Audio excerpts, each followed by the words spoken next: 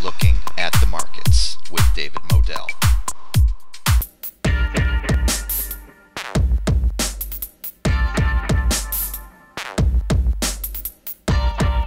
Welcome to Looking at the Markets with David Modell. Today's special guest is Mr. Andrew Keene. Mr. Keene is President and CEO of Alpha Shark Trading, which he originally founded as KeeneOnTheMarket.com back in 2011. Previously, Andrew Keene worked as a proprietary trader at the Chicago Board Options Exchange. Andrew currently actively trades futures, equity options, currency pairs, and commodities. He is a regular guest market commentator on such networks as Bloomberg TV, CNBC, and Fox Business. So thank you very much, Andrew, for joining me today on Looking at the Markets. Thanks for having me on, David. Yeah, really appreciate it. So why don't we start at the beginning? How did you first get started in the financial markets? Yeah, so I went to University of Illinois, Champaign-Urbana, and then I had a finance degree and a concentration in accounting. And to be completely honest, as a senior in college, I really had no idea what I wanted to do with my life. And I had interviews to do investment banking, financial advisor, financial analyst. And then my father told me that I should look for a job to become a trader. And I remember, because I grew up in the suburbs of Chicago, I'd go downtown and I would see those guys in the yellow jackets yelling and screaming, like drinking alcohol during the day. I'm like, that's not really for me. But, I had my interviews with a couple trading firms, Susquehanna, Third Millennium, Wolverine, and then Boda Capital Management. And it just made sense to me. I mean, everything in trading is probability math. It doesn't have anything to do with gambling, unfortunately, what people think. It's just probability math over and over. And I had interviewed, I did really well, and then I went through the clerk to trade program with Boda Capital Management. Right. So let's come to the present now. In 2017, or whatever's left of it, which sectors and or companies are you bullish and bearish on?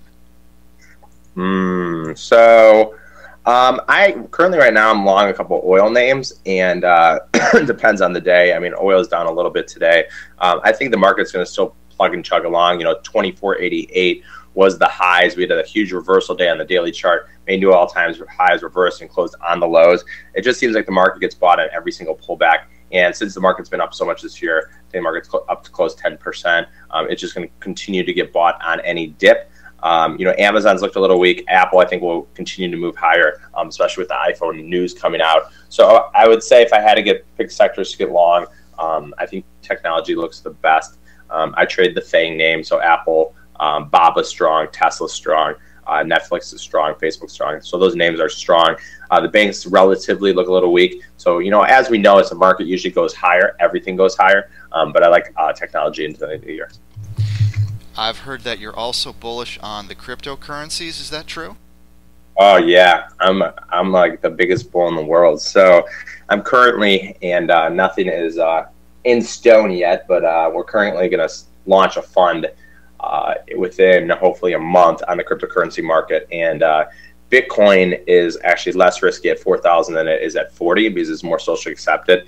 And they actually just came out with an article that said Bitcoin is going to be I think widely accepted, or Vietnam's, or I think it was it one of the Asian countries is accepting Bitcoin now. So like the more that it gets picked up, the higher it goes.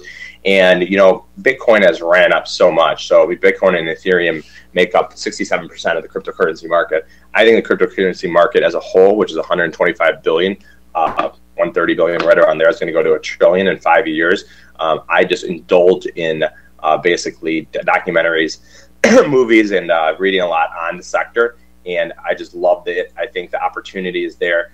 Could it go to zero? Absolutely. But from my point of view, a lot of the top 10 to top 20 names have a chance of going up tenfold. So if I had a binary bet where something could go up tenfold or go to zero, I've got to allocate some of my cash there. So I'm not saying, sell your house and your car to put all your money in cryptocurrencies, but I think cryptocurrencies are a good hedge against a basket of stocks. And I also think if we do have a major correction at some point, that's going to make the cryptocurrency market goes higher. It's kind of a ploy against, banks around the world just printing their money. But again, on the cryptocurrency market, you got to be very, very careful because there's new ICOs, and an ICO is basically like an IPO. There's new ICOs basically every single day, and a lot of them are really, really bad, and they're not actually correlated or linked to anything. A lot of people are starting to use crowdfunding to launch ICOs.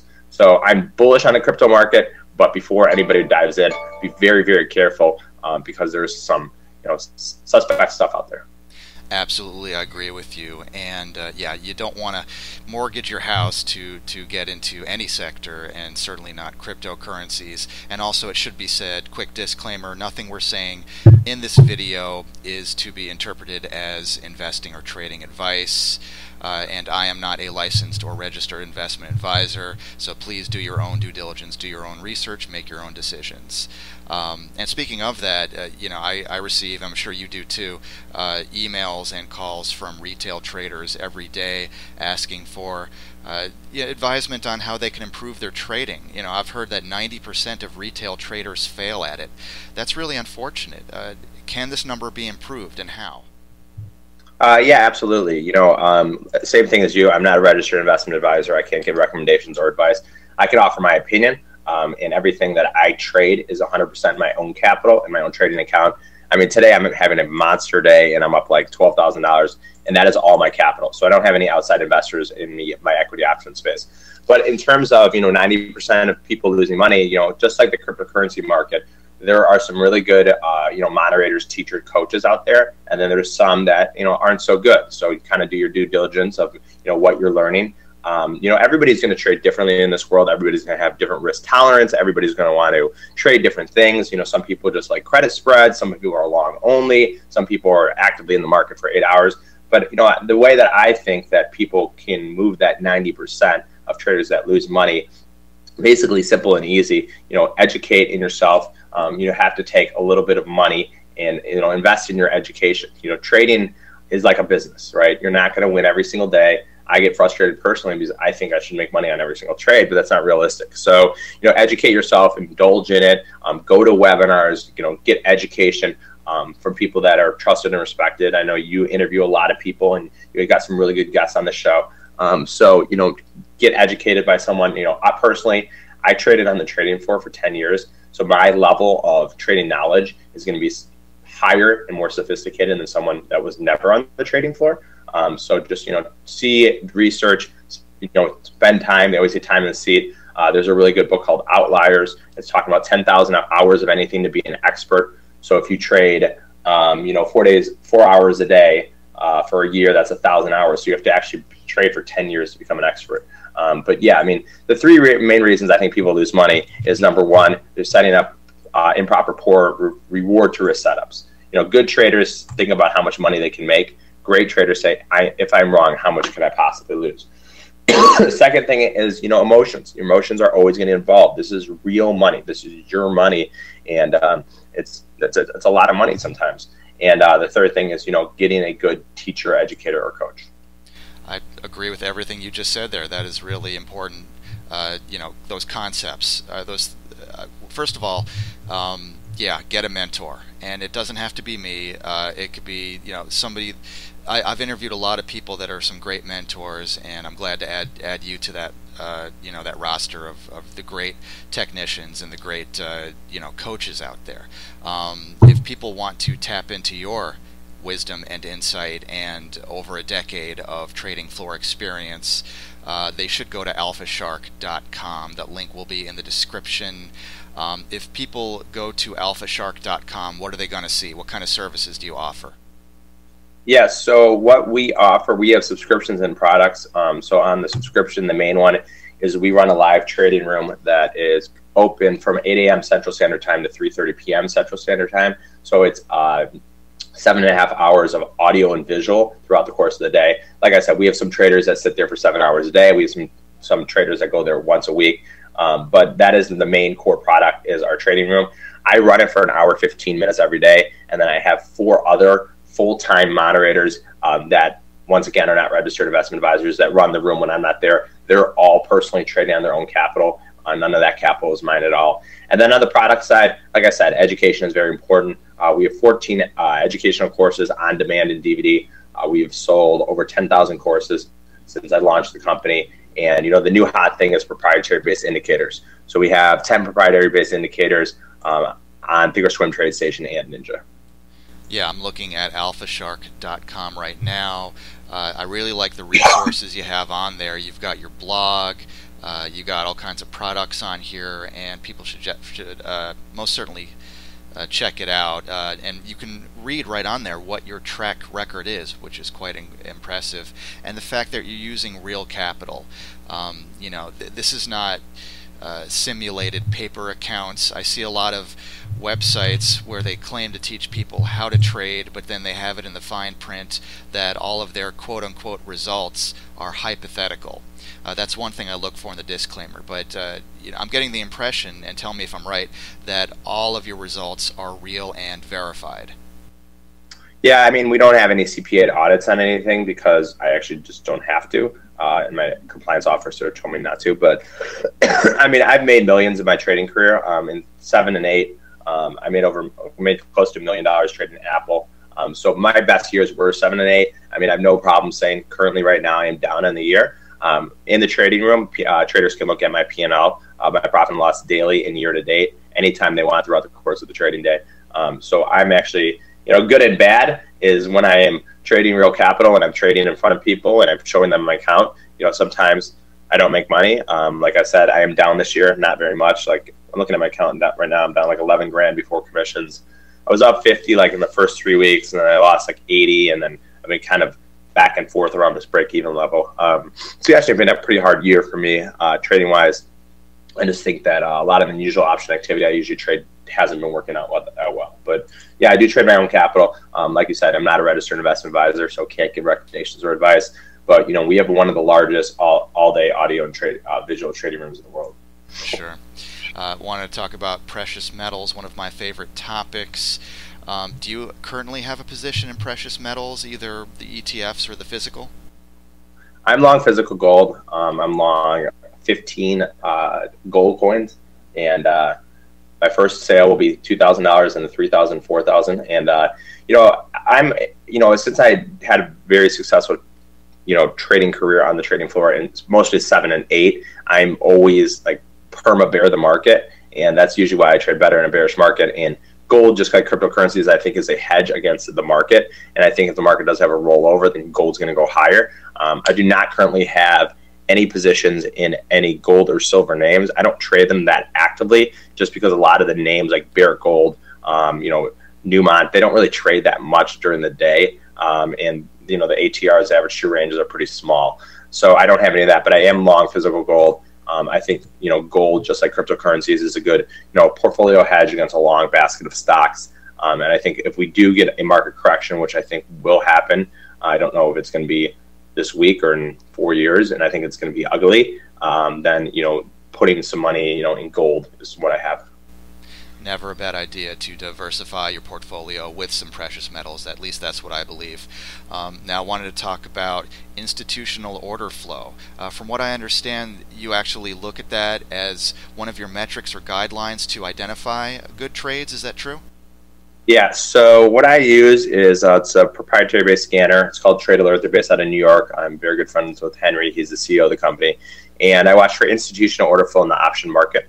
So there's about 8,700 publicly traded companies, 4,199 with options in those stocks. And I watch for institutional order flow in the option market of, activities and calls and puts. Lately it's been a lot more calls than it has puts. But basically, the way it works is options are used for one of two reasons. Options are either used as a speculation or a hedge.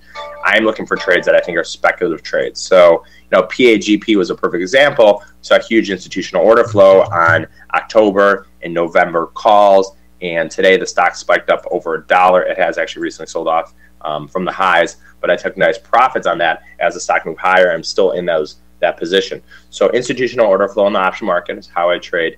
It's been my bread and butter since I was on the trading floor. Because on the trading floor, that's what we looked for. We saw institutions, if they're selling puts, they're probably, bullish the market. If they're buying calls, are they using those calls for speculation or hedge? And then I just use that information to put on reward to risk setups. Yeah, I totally agree with the idea of trading with the order flow because you could either you can either go with the tide or you can try to fight against it. And you know, I'm not going to try to be a hero and fight against it. So makes sense to me. We kind of touched upon this already, but I'd like to ask this question: what do you think's going to come first, Dow 40,000 or Dow 10,000? Oh, 40,000. Yeah. I mean, I don't even know where the Dow is right now. Is it in the middle? Yeah, I mean, it's 20 something. So, yeah, I mean, 10,000. Like, no. I mean, I like I said, I always think that the market. I mean, it's like, this is what I tell anybody that'll listen. The market is the biggest Ponzi scheme in the world, and this is exactly why. Because the stock market is just a supply-demand curve between buyers and sellers. If there's more aggressive buyers, price goes higher. More aggressive sellers, price goes lower. If you look at who buys the stock market, right? We have hedge funds, pension funds, mutual funds, 401ks, retail investors. Okay, then who's selling it? No one's selling it. So price always goes up in theory, right? That's why they always say they take the escalator up and they take the elevator down. So the market always, in theory, is always going to go up over time. So you got to just say what's going to happen first. I think we go higher. I mean, we haven't. This is the longest we've gone in history without a 10% correction, and I think that's going to happen. But if you're going to sit here and be short this whole time, you're getting your face ripped off. So you know, I am long only right now. I wish it wasn't like that. I wish I could start getting short stuff, but it's hard to be short this market. They always say never short a dull market, and with the VIX trading at 1150, this is a slow grind higher. Yep. And the markets can remain irrational longer than you and I can remain solvent, as they say. So yeah, I'm not going to try to fight that. And finally, was there a moment when trading or investing just clicked for you? Yeah, I mean, to be completely honest, so when I started, we had 14 people in our clerks trade program, and only 4 of us got to trade. And when I started on the trading floor, I actually don't think I got it then. I don't know how long. I think it's about 6 months. I mean, what happened is I got actually really, really lucky. Our firm basically told us never sell puts, especially like 10-cent puts. And they came in one day to cross some puts in Kraft Foods, and I bought like 200 of them or something. And I made like $58,000 like in my first 3 weeks trading. And I just got lucky, to be honest. Like, I was always told never to sell puts, and like 10-cent puts, to only buy them. And I just got lucky on that trade. And then over time, you know, it started clicking more and more. I mean, I lost close to $500,000 in a stock called AMAG, AMAG Pharmaceuticals. And it was some weird volatility spread that I didn't really understand at the time.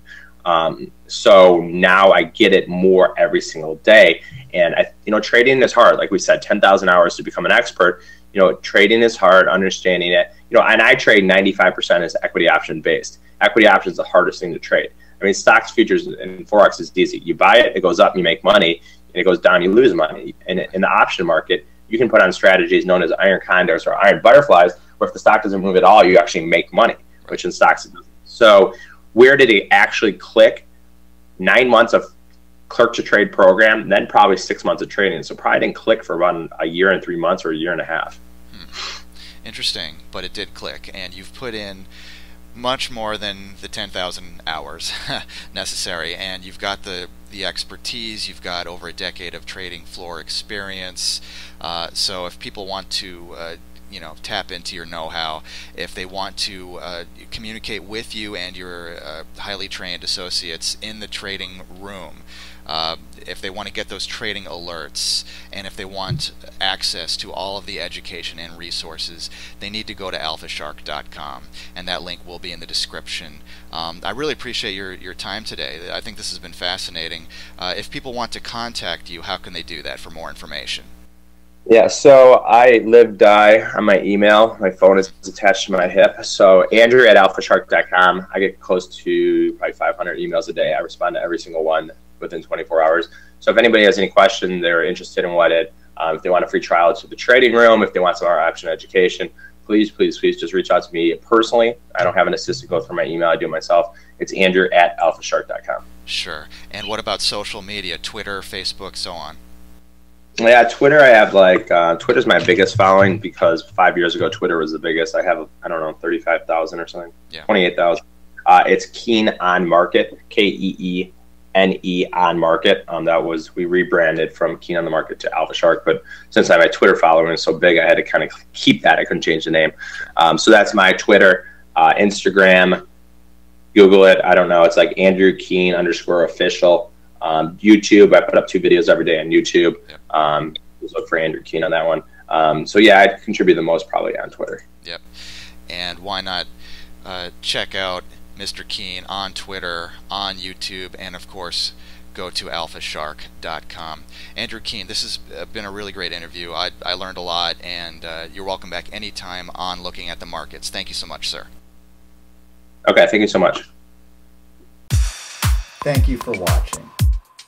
Please like, comment, and subscribe. And I'll see you next time.